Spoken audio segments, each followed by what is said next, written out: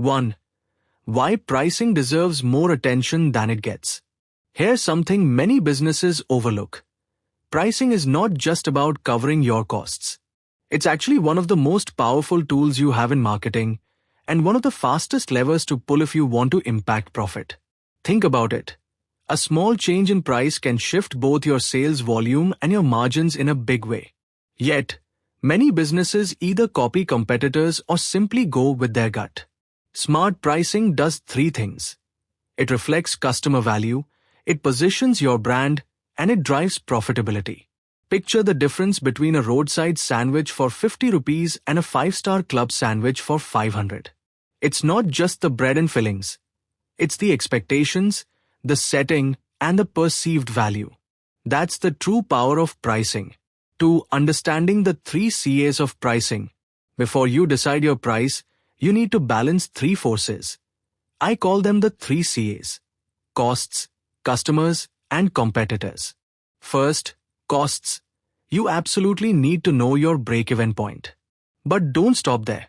Cost plus pricing, simply adding a margin to your costs, is easy, but it ignores customer psychology. Second, customers.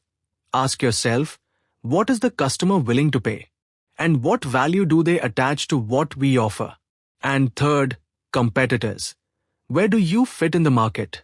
Are you positioned as the cheapest, the premium choice, or somewhere in the middle?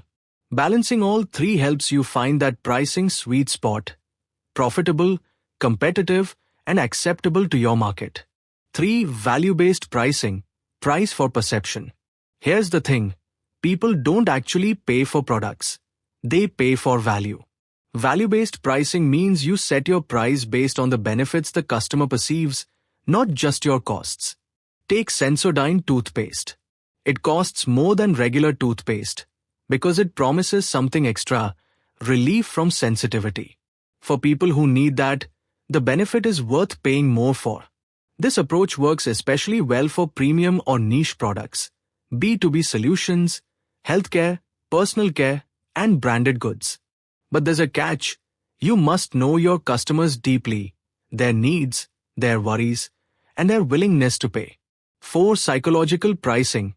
How brains react to prices. Ever wondered why prices often end in 9?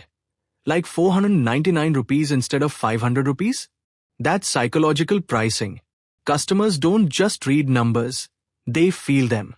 Charm pricing, like 99 rupees or 199 rupees, makes something seem cheaper. Price anchoring, showing a higher original price, makes the discount look huge.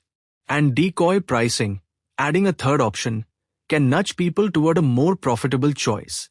Apple storage plans are a great example. 64 gigabytes, 128 gigabytes, and 256 gigabytes. Most customers pick the middle one. It feels like better value, and that's by design.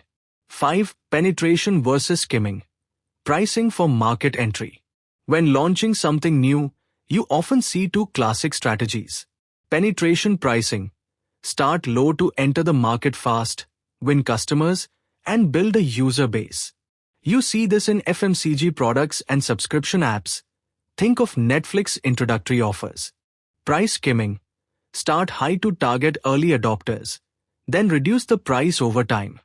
Great for tech gadgets, luxury launches, or innovations. Neither is automatically better. It depends on your product, your target, and your goals. But remember, pricing low is easy. Raising it later? Much harder. 6. Freemium, bundling, and tiered pricing. Not all pricing is one product, one price. Modern strategies give customers choices. Freemium, basic features free, premium features paid, like Canva or LinkedIn. Bundling, combine items at a discount, think McDonald's meal combos. Tiered pricing, offer basic, standard, and premium versions. These let you serve different segments and maximize lifetime value. Plus, customers feel more in control when they can choose. 7. Discounting. Use it, don't abuse it. We all love a bargain. But constant discounts? They can hurt your brand.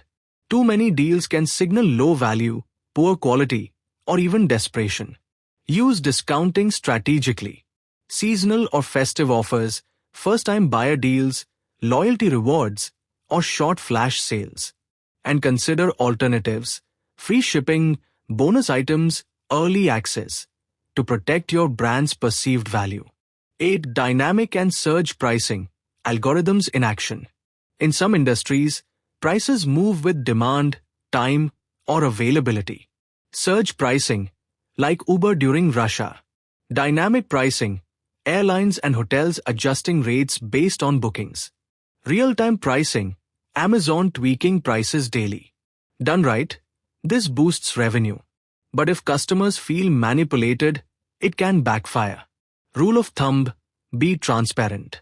People can accept changes, but they won't accept feeling cheated. 9. Pricing in B2B markets. Relationship over rate. In B2B, pricing is less about the sticker and more about the relationship. It often involves volume discounts, long-term contracts, custom solutions, and flexible payment terms. Here, value delivery and trust matter more than the lowest quote. Negotiation is normal, so your sales team needs to know not just what to quote, but how to justify it.